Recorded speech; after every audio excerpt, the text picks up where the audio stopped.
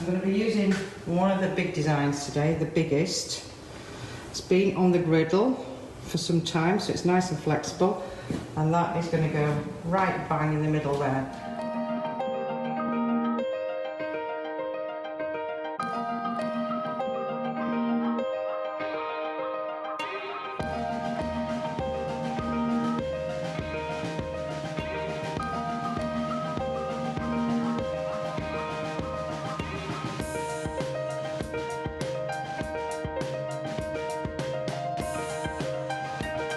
The more I push that there, you can see the glue's coming out, but that means it's bonding very well with the surface, because that's what you want. You want it to look like it belongs to the actual existing surface.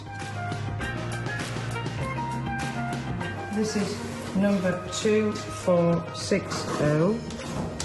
That one there.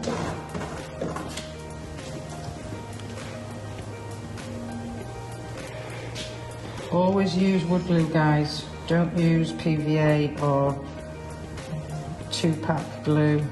They're too brittle. The wood glue, this kind of wood glue, is nice and flexible, just like the mouldings.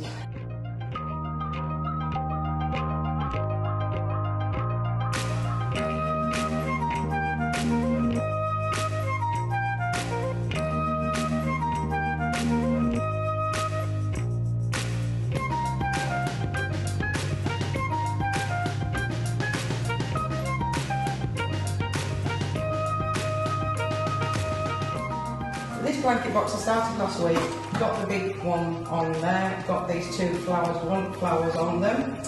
I then decided I wanted to do some raised stenciling with sea spray, so I mixed my amethyst up with sea spray and I did some lovely raised stenciling.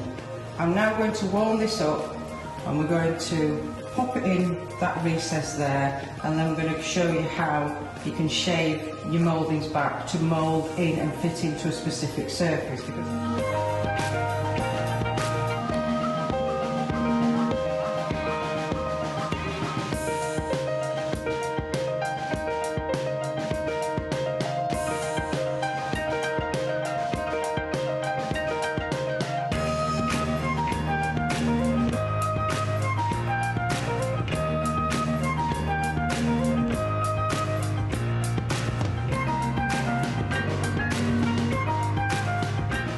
So this is semi-warm now.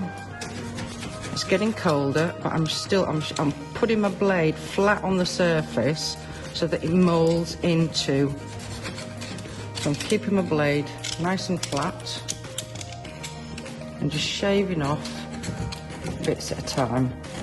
And that's because the WoodUbend has all the properties of wood, so you can do things like this to it.